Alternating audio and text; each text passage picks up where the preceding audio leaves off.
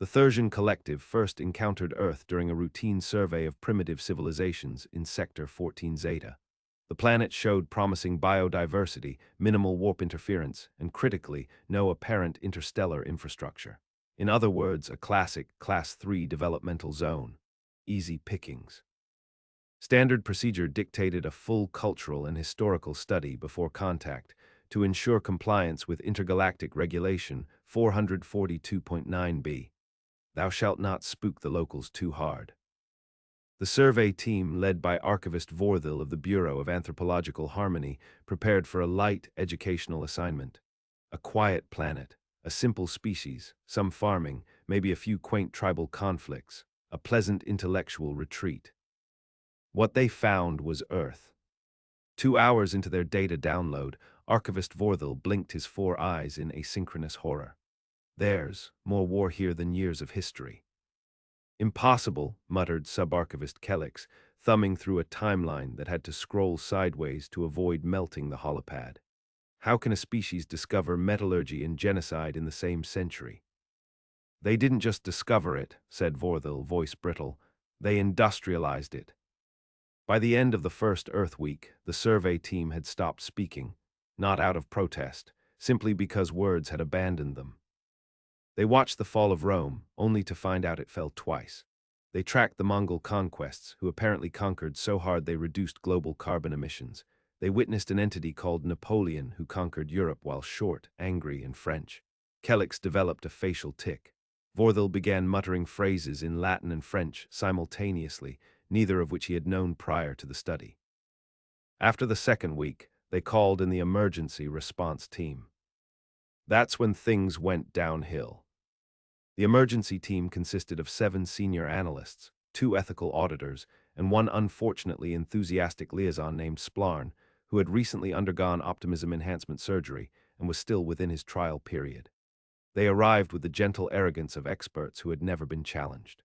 Their job was to assess the original team's emotional dysregulation and determine whether the planet posed a legitimate threat to galactic peace. Vorthil met them at the docking bay. He had aged noticeably. Don't watch the tapes, he said simply. Just turn around, burn the records, wipe the drives. Splarn smiled his wide, optimistic smile. We're here to help. It can't be that bad. They watched the tapes. One analyst vomited during the 30 Years' War and passed out during the partition of India. The ethical auditors had to be sedated after World War II. Splarn, in an effort to cheer everyone up, created a motivational slideshow titled Humanity, the Resilient Little Murder Bees. He presented it while visibly shaking. We discovered nuclear power before color television, Splarn stammered. They built weapons that could shatter continents, then used them once and collectively said, you know what, maybe not, and then just kept building more in case. Vorthil was no longer muttering. He was shouting in English, despite being physically incapable of forming human vocal patterns. They had a period called the Cold War. It lasted decades. It wasn't even cold. They just sat there, pretending they might end the world like it was a high-stakes staring contest with missiles.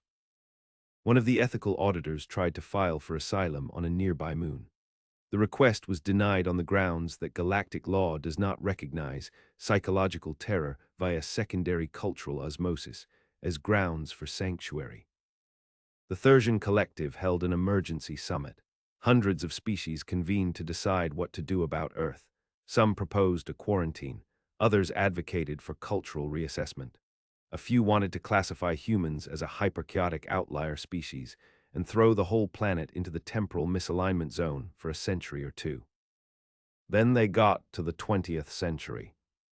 The council chamber watched in real-time horror as humans discovered powered flight and then used it to drop explosives, deliver mail, and eventually launch themselves into the void.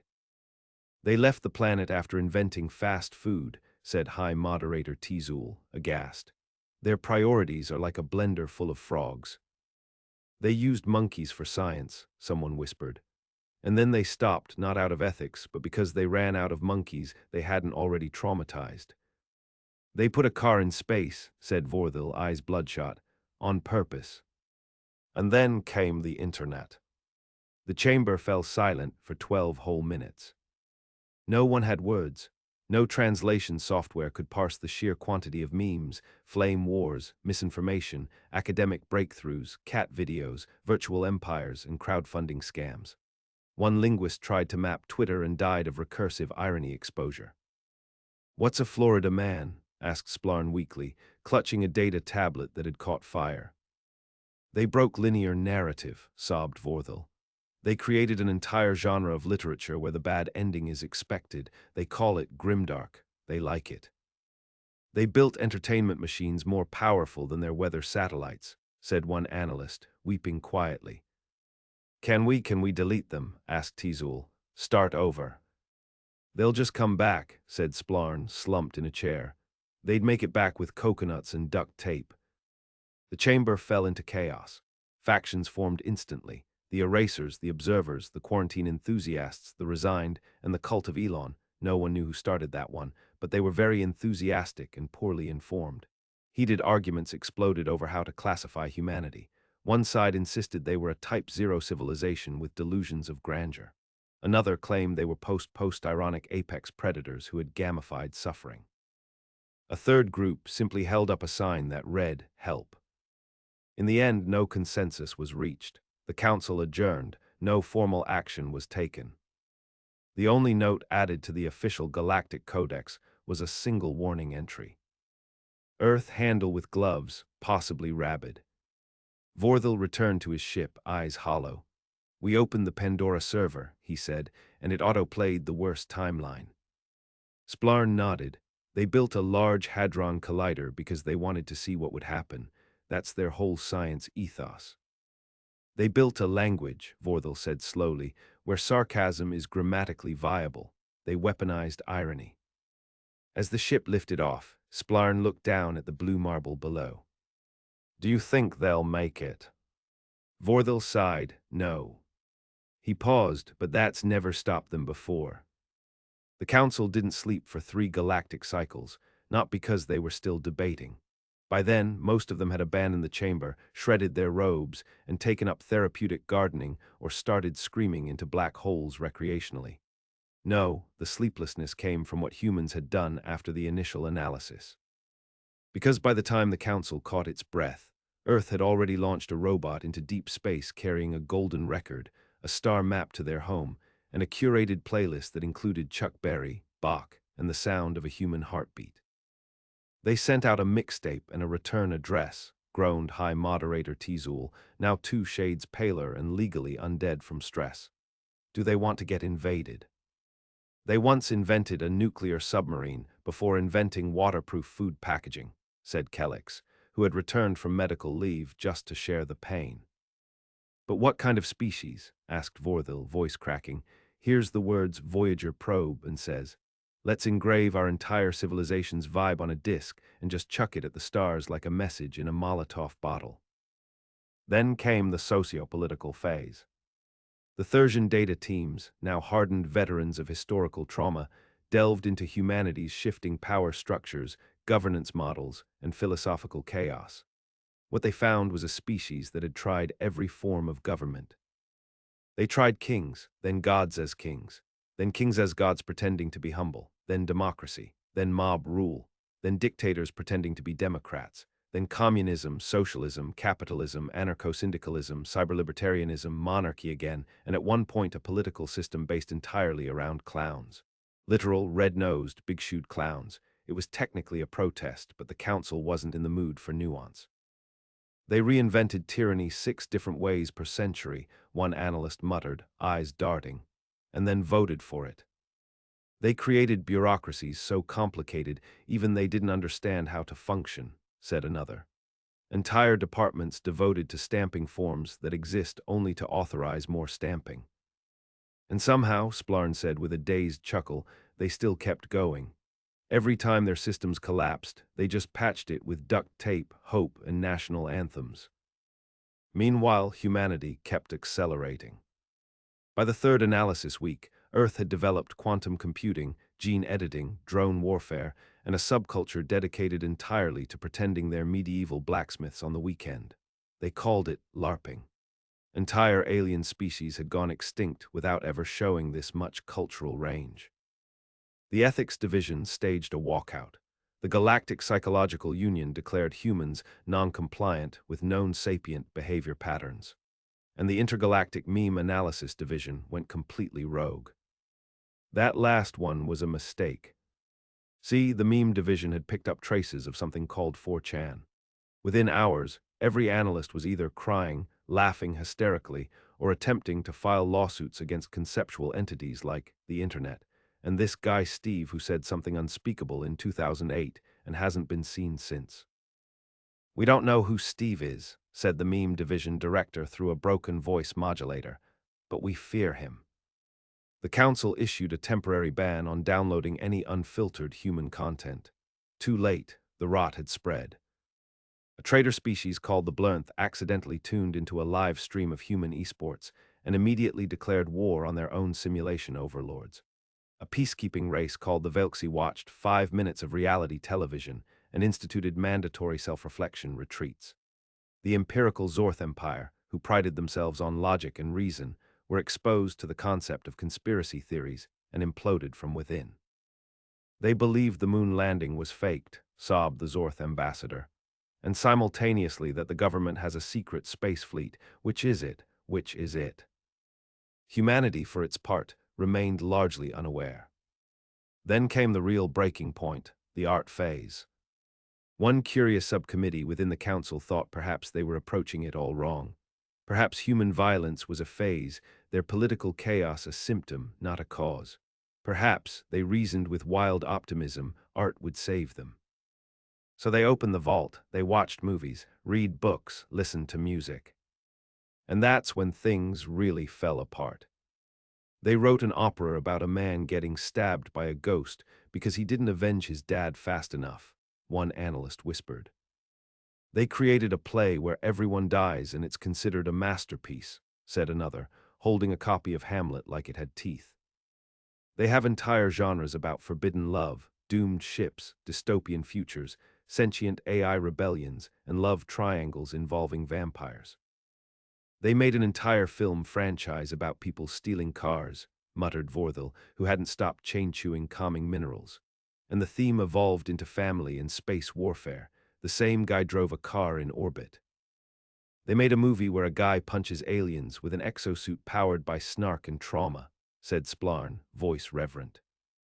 They think Die Hard is a holiday tradition, muttered Tizul, who had developed a twitch. They associate explosions with Christmas. Every form of expression humans had touched, they had warped, elevated, broken. They used colors to invoke despair, silence to convey rage, and comedy to expose existential horror. They drew mustaches on portraits of monarchs and called it modernism. They sang about heartbreak while dancing. They used jazz, which defied every known principle of melody, to embody freedom. They made an animated movie, whispered a cultural analyst from the Sci-Fi archives, about feelings that have feelings. One silent minute passed in honor of that realization. Still, it wasn't all horror. The council found brief moments of brilliance. Their philosophies were dazzling, if confusing. Their religions ranged from the sublime to the deeply concerning. And somehow, despite centuries of betrayal, bloodshed, and institutional madness, they had developed morality. Not perfect, but persistent. A species that couldn't stop screaming, but still managed to say, we should do better. The more the council learned, the less they understood. The contradictions mounted. Humans could turn violent over imaginary lines on a map. But they'd also form rescue chains to save a dog trapped in a drainpipe on another continent. They mocked everything sacred, then built monuments so moving they made insecto diplomats cry. They created weapons so horrifying that the mere concept of their usage caused entire species to write treaties. But they also invented hugs. I don't think they're evil, said Splarn one evening, sitting on a floating observation deck with Vorthil. They're just too alive. Vorthil nodded slowly. They're the universe's fever dream, a spark in the dark that somehow keeps catching fire. We should leave them alone, Splarn said. We can't, Vorthil replied. They're already coming. Because while the council debated, humans had sent rovers to Mars, probes to the outer planets, and begun theorizing about warp fields. They built particle colliders and debated AI rights before getting AI functional. They began scanning the sky, sending messages, dreaming louder. The Thursian collective received a final Earth transmission that made its way through subspace relay. It simply read, "We're coming to say hi, bring snacks." The chamber fell silent, and then the panic resumed. The message, "We're coming to say hi, bring snacks," spread through the galactic diplomatic network like a caffeine-infused virus. No encryption, no diplomatic overture, just a cheerful, presumptuous, thoroughly human declaration hurled into the cosmos like a prank text from a god. It arrived without coordinates, timestamp, or explanation. But the Council knew, deep in their multi-lobed hearts they knew. Humanity was no longer content with being a historical curiosity. They were, in the untranslatable words of one Thursian field linguist, pulling a human TM. Emergency subcouncils formed, protocols collapsed. The Galactic Defense Consortium activated Peace Contingency Zeta-7, a massive planetary-wide deterrent field shaped like a giant no-thank-you sign. It didn't help. Because humans had skipped the standard thousand-year, hypothetical debate, phase and decided space was just another commute. Private companies were launching rockets on whims. University students were bouncing lasers off the moon for fun. And the International Space Station, which the Council had assumed was a relic, had been turned into a zero-gravity science rave complete with quantum beer pong. "Why are they so fast?" groaned High Moderator Tizul, now reciting full-time in a stress pod. "They replaced fear of the unknown with morbid curiosity," Vorthal explained flatly. "They send volunteers into hurricanes to measure wind speed. They strap themselves to metal tubes filled with explosives and call it progress. They microwave cheese and call it cuisine. There is no bottom." Splarn, now an official human liaison due to sustained exposure with only mild corruption, was still optimistic. But now his optimism had the twitchy cadence of someone who'd stared into the mouth of madness and offered it a snack. "They're not malicious," he insisted. "They're enthusiastic." Vorthal stared. They built amusement parks themed around fear. One of their most beloved rides is called the Tower of Terror. They wait in line for it. "They made a fictional monster," said one Sci-Fi archivist, "that causes madness just by being understood. Then they wrote fan fiction about it." "We gave them nanotechnology," another analyst moaned. "They used it to build 3D printers that make meat-flavored protein cubes and fidget toys."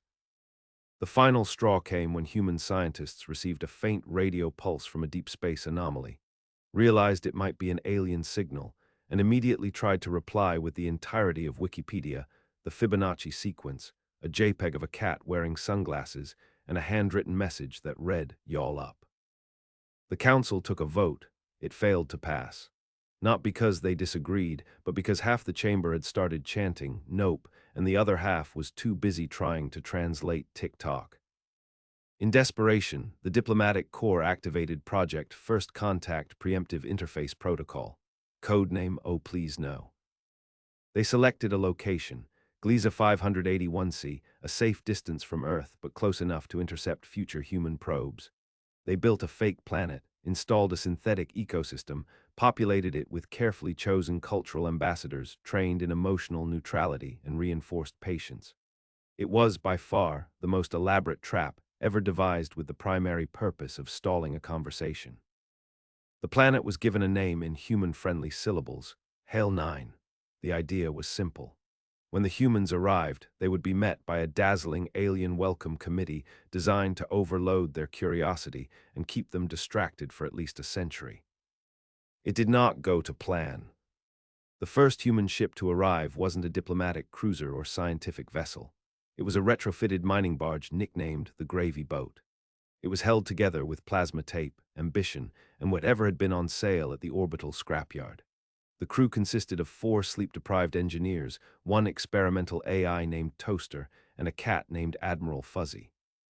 They landed without permission, cracked the landing protocol by brute-forcing the language using a bootleg dictionary app, and immediately began making grilled cheese on a fusion core. The Hail 9 Welcome Committee arrived with practiced poise, ceremonial garb, and introductory orbs that pulsed with cultural harmony. They were prepared for awe, reverence, even cautious diplomacy. They were not prepared for Todd. Todd, captain of the gravy boat, emerged in cargo shorts, chewing on a protein bar, holding a half-functional translator device and a beer. He looked around at the shimmering structures, the levitating trees, the elegant 10-limbed greeters, and grinned. "Sup, nice lawn you got here. Is that a floating fern? Sick. Anyone here got a bathroom?" The lead ambassador, a biosculpted linguist named VRR Kalu, attempted to begin the ceremonial introduction. He barely made it past "we," the council of, before being interrupted. "Hey, real quick," said Todd, pulling a fried sandwich out of a compartment in his cargo vest. "Do you guys believe in ghosts?" Asking for Toaster. "I fear the AI," Toaster intoned cheerfully, "but I fear silence more." The ceremony collapsed instantly. The diplomatic staff tried to steer the conversation toward interstellar ethics. The humans steered it toward nachos. The translators overloaded. Someone tried to discuss ancient alien metaphysics, but the humans were busy asking if they could set up a beer pong table on the gravity waterfall. The council, watching the entire event via stealth drone, wept. "They derailed diplomacy with cheese," Vorthal whispered. "They called the cultural archive room Vibes Central and tried to hotbox it." "They tried to install a disco ball in the Hall of Composure," moaned VRR Kalu, who had resigned immediately after. Back on Earth, the humans were celebrating. First contact had been made, sort of, probably, it was unclear. The news outlets were calling it a bold step for mankind and also possibly an intergalactic faux pas. Merchandising began immediately. T-shirts were printed. One popular design showed Todd giving a thumbs up with the words, "Hail yeah." The council regrouped in despair. "We tried to contain them," said Tizul Hollow. "We tried everything: delays, distractions, protocols, ceremony." "They don't believe in rules," Vorthal said. "They believe in vibes." "They didn't destroy our systems," Splarn added. "They just ignored them. They never cared about understanding the structure. They just asked if it had cup holders." "They made friends with a sentient gas cloud by teaching it poker," someone whispered. "And lost," said another. The conclusion was inescapable. Humanity could not be handled. They could only be endured. The council passed a final resolution. It was short. It read, "Let them come, just pretend we're not home." But it was too late. The humans had tasted space. And like everything else, they were going to break it, love it, meme it, and put it in a blender with Mountain Dew. Because for better or worse, the galaxy wasn't ready. And Earth was just getting started. The first human embassy in galactic territory wasn't built. It was assembled, duct-taped, spray-painted neon blue, and then legally declared a diplomatic structure after someone in the Thursian Bureau of Classification gave up halfway through the paperwork and screamed into a potted plant. It was called the Earth House, and it floated in orbit over neutral space like a frat party had collided with a UN outpost. A lava lamp the size of a hoverbus pulsed lazily outside the docking bay. The entry chime played a remix of Beethoven's Fifth, spliced with dubstep and whale sounds. It became a tourist trap instantly. Aliens came in droves, not because they understood humans, but because they couldn't stop watching them. Humanity had reached meme status. Cultures that once lived in silent awe of cosmic balance now spent their nights watching Earth reality shows and debating the deeper symbolism of the Fast and the Furious 12, solar drift.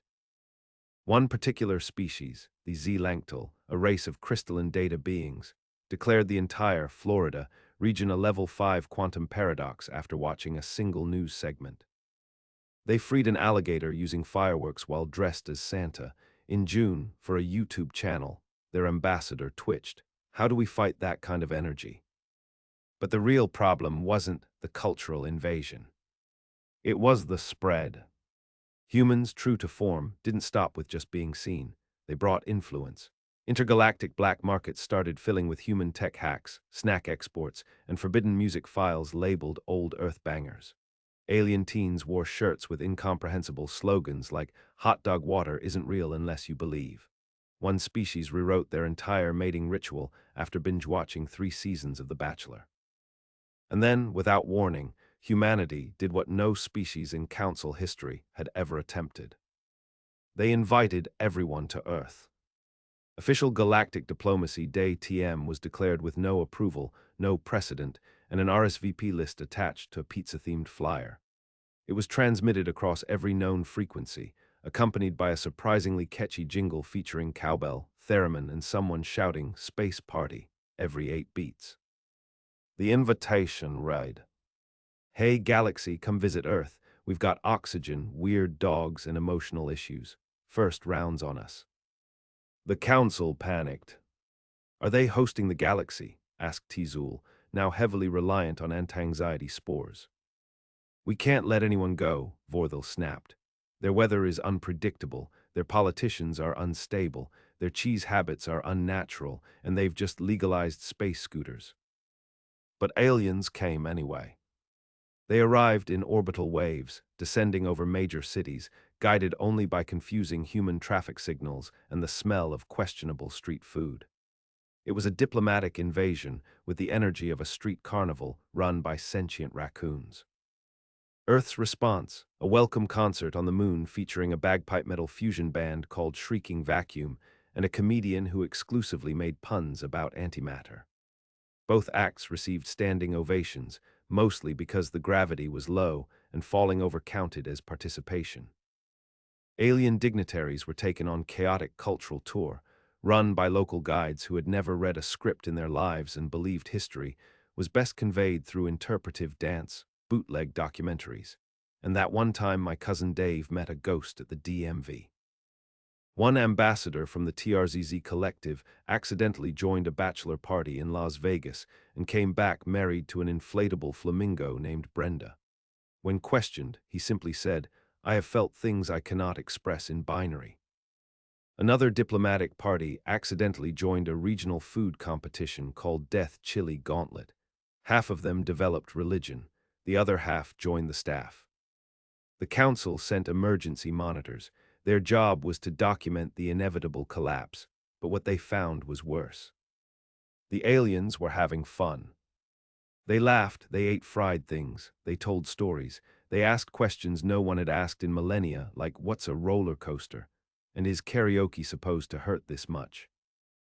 Even more terrifying, they started to get it. Species that hadn't altered their customs in 500,000 years began adopting slang like bruh and yeet. A planetary alliance once ruled by ritualized silence created an official position called Vibe Officer. A species known for logical austerity introduced sarcasm into their legal codes and declared it a linguistic spice. The Galactic Council watched, slack-jawed, as the galaxy began to humanize. Alien culinary arts were corrupted first. Entire planets declared, fried, a legitimate food group. Galactic bartenders struggled to replicate the flavor of Mountain Dew using compounds that violated at least 3 laws of physics and 2 deities. Fashion was next. Robes were replaced by t-shirts. Diplomatic pins became enamel badges with phrases like, "I survived Earth, barely, and don't talk to me before my quantum coffee." Language collapsed after that. Formal greetings were replaced by casual gestures, slang infiltrated official communiques, and at least one species adopted the word dude into their diplomatic charter. It replaced 700 years of ceremonial throat-clicking. Worst of all, the music. Within weeks, an Interstellar remix of Bohemian Rhapsody had become a unifying anthem across 10 species that hadn't shared anything since the molecular schism of Cycle 44. Alien children were singing karaoke versions of 90s boy band hits and declaring allegiance to the sacred Justin of Timberlake. The council tried to issue warnings, sanctions, guidelines. None were followed, none could be followed. The galaxy had tasted chaos and found it delicious. And humanity, of course, didn't notice. They were too busy building their first deep space cruiser fleet, funded via a crowdfunding campaign titled Launch Me, Daddy. It exceeded its goal by 5 billion credits after a promotional video showed a chimp in a tiny astronaut suit doing finger guns. By the end of the week, Earth was a cultural supernova. By the end of the month, it was too late to reverse the spread. "They made diplomacy fun," Tizul whispered, eyes wild. "They broke galactic decorum with pizza and unfiltered honesty. I saw 2 war factions hug over a shared love of retro cartoons." They weaponized kindness, Vorthil growled. They apologized sincerely. They asked about our families. I told a human my name meant Deathbringer, and she said, "Oh, that's cute, cute." I can't feel hate anymore, Splarn admitted. Only confusion and the urge to hug someone while holding a popsicle. Earth, once a footnote in intergalactic files, now occupied cultural priority position number 1. Their historical insanity had been terrifying. But their present, contagious. The Council's final act was reluctant and terrified. They declared Earth a level infinity cultural anomaly and ordered that all contact be voluntary. No regulations, no filters, no attempts to control or contain, just a simple warning. Enter Earth at your own risk. Nothing makes sense. You may never be the same. And aliens kept coming anyway. Because for the first time in millennia, the galaxy didn't want to be the same. By the time the Galactic Council realized Earth had fully embedded itself into the cultural nervous system of the cosmos, it was far too late. Not just late like Mr. Warpgate late. We're talking you invited a raccoon into your house, and it's now paying rent late. Humanity had done the impossible. They made themselves the default setting for interspecies interaction. Galactic forums once used for peace treaties now hosted flame wars about the best flavor of potato chip. A multi-species symposium on planetary defense was rescheduled to make room for a cosplay convention called StarboomCon, where 6-foot mantis warriors now dressed as Earth wizards and argued the canon morality of Sith lords. One respected member of the Cephalian hierarchy, a species that once considered emotion a form of neurological indigestion, was now a full-time DJ broadcasting lo-fi Earth beats across 7 sectors under the name DJ Sad Blob. Earth had not merely joined the galactic community. They'd thrown a party in it, tracked mud across the rugs, and taught everyone how to do the electric slide. But not all of it was glitter and memes. Because now they were everywhere. And with that came questions. Hard ones. The Velaria Accord, ancient, sacred, and previously unbreakable, collapsed in a single afternoon when humans joined the negotiation and asked, "Wait, you guys never thought of sharing?" The HFY syndicate's economy, based on a rigid merit coin system tied to birth date astrology, imploded after a human TikTok suggested alternative currencies using shiny rocks and vibes. Worse still, their influence reached time. The Earthari, a race of chronosapient beings who viewed history as a malleable thread, started showing signs of cultural backflow. Their historical archives began retroactively including items that didn't make sense: Earth slang in ancient treaties, banana peels in pre-human dig sites, early star maps annotated with "Here be party." One Earthari archivist simply muttered, "We thought the Time War was over." Then the humans arrived and brought memes into causality. The Thursian collective tried to adapt. They rewrote educational curricula, updated contact protocols. They even installed human content buffers in the minds of their analysts. It didn't work, because humans were now collaborating. Joint scientific missions resulted in fusion breakthroughs and artificial gravity being rebranded as Florgasm 3000.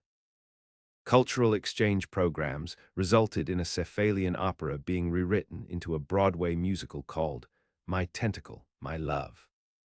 A species of sentient fog gained enough confidence through exposure to Earth pop therapy to start their own podcast, Missing the Point. They weren't just visitors anymore. They were co-authors. And slowly, painfully, terrifyingly, the galaxy realized something even worse than humans are chaotic. They were useful. Useful in ways no algorithm could model. In crisis, they were unpredictable, but often right. In diplomacy, they lacked subtlety, but generated trust through raw, baffling honesty. In innovation, they weren't bound by logic or caution, just a need to see what would happen.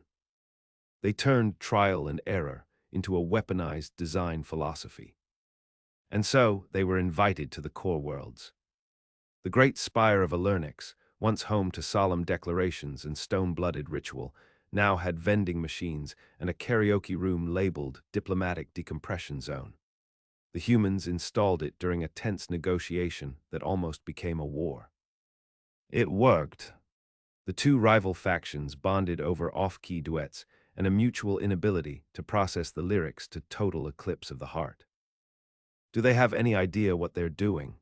demanded Tizul, now a consultant emeritus of culture crisis containment. "No," Vorthal said, watching a live feed of humanity's first intergalactic improv comedy night, and that's why it works. At the final emergency council meeting, emergency now meaning weekly social gathering where panic is catered, they reviewed one final transmission. It was intercepted near the outer rim. A new species. Warp-capable. Aggressive. Massive. They'd cracked FTL travel and had weapons large enough to cleave moons. Their first broadcast was a challenge. They demanded tribute, subservience, surrender. Council members froze, ancient fears stirred. The last time such a threat emerged, it cost entire systems. But the humans responded first. They uploaded a file. Not weapons data. Not tactical simulations. Just a folder. Human history for your cultural integration. The new species opened it. They saw the wars, the revolutions, the experimentation, the relentless pattern of failure, learning, escalation, redemption, collapse, repeat. They watched humans build society from stone and break it with ideology. They saw kings rise, fall, and be replaced by bloggers with opinions and microphones.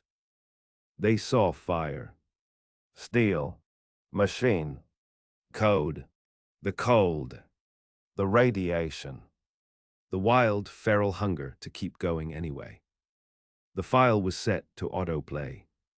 It included every war, every invention, every bad idea turned worse idea turned accidental miracle. And when the folder ended, the incoming fleet turned around. No declaration, no diplomacy. They simply saw what Earth had survived, what it had done to itself, and decided conquest was statistically fatal. After that, the Council made their decision. Unanimous. Earth would not be quarantined, nor censored, nor hidden, nor even handled. Earth would be honored. They had broken the mold not by design, but by sheer, uncontrollable momentum. They were the universe's glitch made divine. A biological party crasher to every star system that forgot how to laugh. And so a new designation was born. Not a rank, not a status. A warning. HFY. Humanity for you. A tag now whispered on rogue frequencies, inscribed on the hulls of warships, etched into diplomatic handbooks under "oh no, not again" scenarios. HFY meant, beware their kindness, fear their mess, respect their madness, and for stars' sake, don't challenge them to a drinking contest. Earth, once irrelevant, was now eternal, and the universe would never sleep again.